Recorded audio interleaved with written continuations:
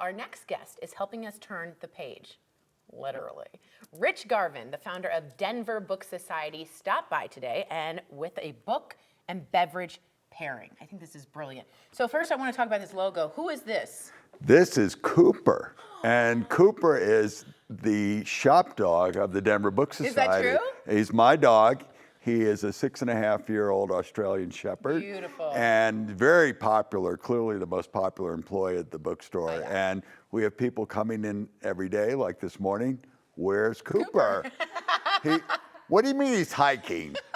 He's supposed to be here at the bookstore. Why is he hiking? I would literally come in just to see Cooper. Yeah. Very nice, and I like the glasses. He's a big reader. Oh, yes. He's a big reader. Yeah. Okay, before we get to the suggestions, which I want to do this, tell us more about Denver Book Society just in general. Sure. The Denver Book Society is a 6-month-old project of mine, and it's the largest independent bookstore in Denver. We have about 10,000 titles, all looking for a good home. Yes, nice. Yes, but we also have lots of events, of all sorts of events, from beginning Mahjong classes. That's huge. Yes. We're learning Mahjong's hot, right? Mahjong's hot, very hot. We have music, and we have authors come by, so lots of events. And we have, as we will see, wine, coffee, and we don't have any, but we have ice cream as well. Oh my God, this is such a clever idea. Okay, I'm a huge reader. We were talking off camera about this, and I like a drink or two, if you will. So hit us with the first book pairing. Okay, well, the first book is What to Talk About When I think about running. Oh, and this is by a Japanese author, He's very famous. You know this guy, Yes, of Hiroki course. Murakami. And we picked that because he and his wife had coffee shops in Japan, where he's from. Cute. And then he was very famous for drinking coffee. And even today, there are coffee shops that are inspired and named after him. That's amazing. In Japan. So he has a imagine? real connection to coffee. Imagine being famous for coffee. That's unbelievable. Yep. And I love this author. All right, I've tiptoed into different genres lately, and I'm kind of into fantasy, like The Court of Roses and Thorns. I know everybody's read it. I'm so embarrassed. But tell us how to keep that imagination going. Well, right, our second book, Joan Didion, The Year of Magical Thinking. You know this book? Of course I do. Yeah. I've been through some hard times, and this was a helpful book. Yes, so this, as you know, is a book about grief.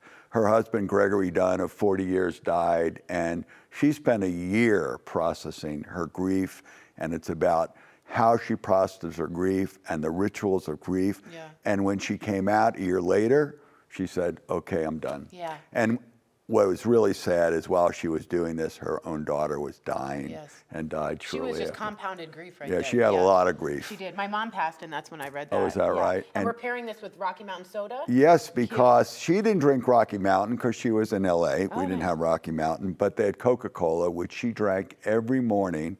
She'd start her day in the morning with a Coke and a cigarette. How healthy That's is like that? an author. That's like a Hemingway moment. And she even had her manuscripts in the refrigerator next to her Coca-Cola. So she's an addict. She's an addict. Yeah, Okay, let's go to our third one. Our third book is Ulysses. Oh my God. And the epic saga. The epic, which is a hard book to read. So you need a drink if you're going to read Ulysses.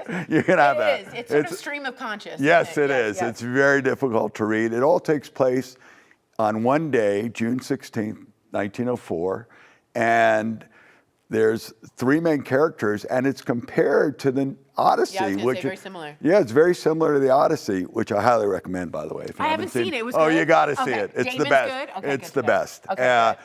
And so Ulysses tracks sort of the story of the Odyssey with the characters. And of course, since it's in Ireland and Dublin, a lot of it takes place in bars with beer.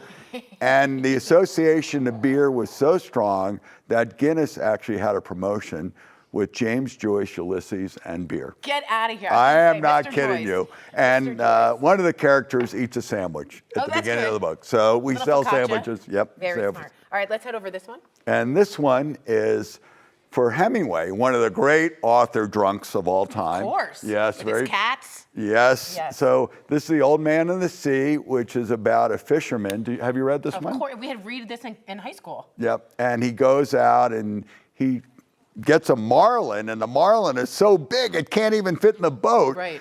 and the sharks come and eat the marlin. Now, I don't know why they didn't eat the fishermen, but I don't get it. Then the story be over. Yeah, I guess it would be over. So he brings the boat in with the carcass of the marlin, and that's the story. And it's a lovely book. And what I love, which I often recommend to people in the bookstore, start short. Yeah, this book is easy to read. Yeah, yeah. And if you like it, tackle some of it. And go get Hemingway after. Yeah, and Okay.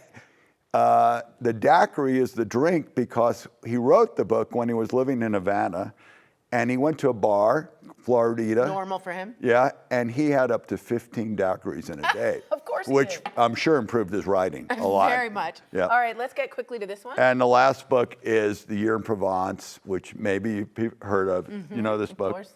And of course, we pair a delicious Provençal rosé, which Beautiful. is great for a hot summer day like today in gonna Denver. say, yes. And Peter Mayle inspired this movement of people from Britain to Provence.